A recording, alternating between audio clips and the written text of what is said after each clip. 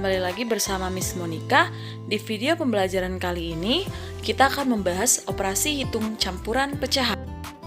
Sebelum ke operasi hitung, kita akan bahas dulu mengenai bentuk umum dari pecahan tersebut. Yang dimana bentuk umumnya adalah A per B, di mana A dan B merupakan elemen real dan B tidak sama dengan 0.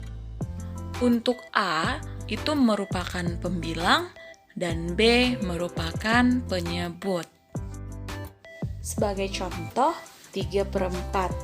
Nah, 3 ini merupakan pembilang dan 4 merupakan penyebut. Benar sekali.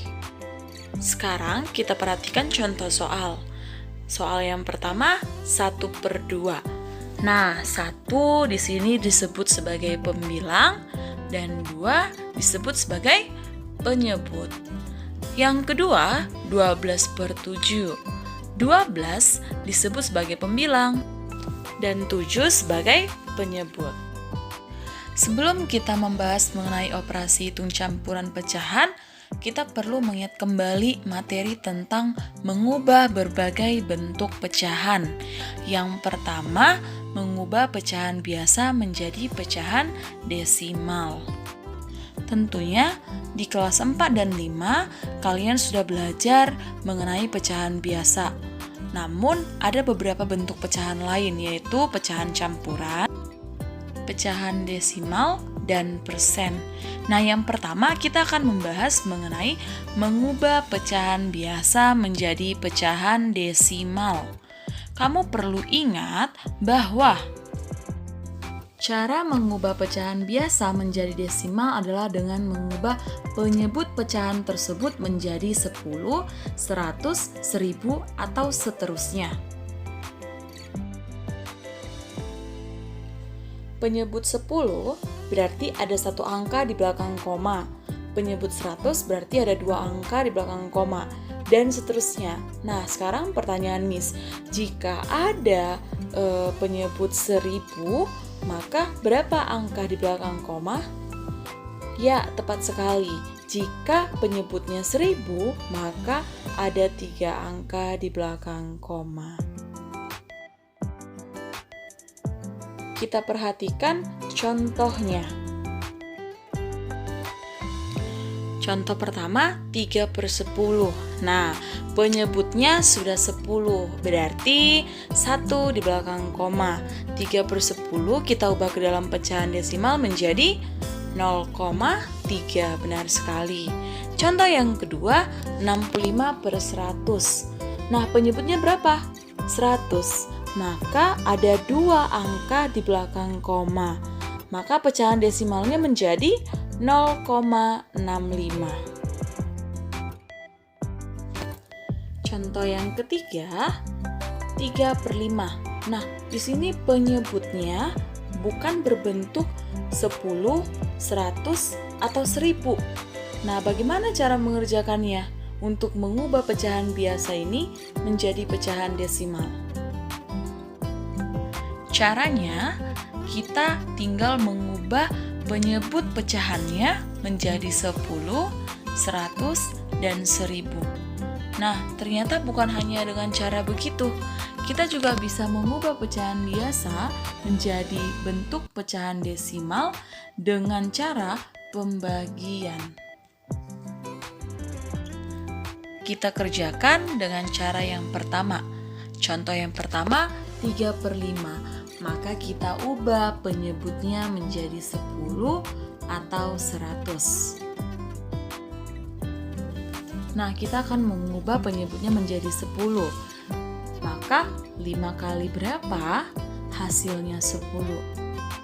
Nah, betul sekali. 5 kali 2 sama dengan 10. Artinya, jika penyebutnya kamu kali 2 untuk mendapatkan 10, maka pembilangnya juga dikali 2. Maka 3 kali 2 sama dengan 6, 5 kali 2 sama dengan 10.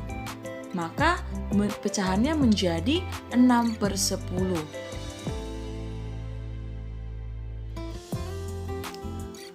Karena penyebutnya sudah kelipatan 10, maka 6/10 sama dengan 0,6.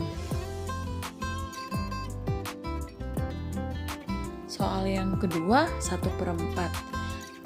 Caranya, kita ubah dulu penyebutnya menjadi 10, 100, atau 1000. Nah, yang terdekat adalah mengubahnya ke 100. Maka, 4 kali berapa hasilnya 100? Nah, 4 kali 25 hasilnya adalah 100. Maka jika penyebutnya dikali 25, pembilang juga akan dikali 25. Hasilnya akan menjadi 1 kali 25 sama dengan 25. 4 kali 25 sama dengan 100.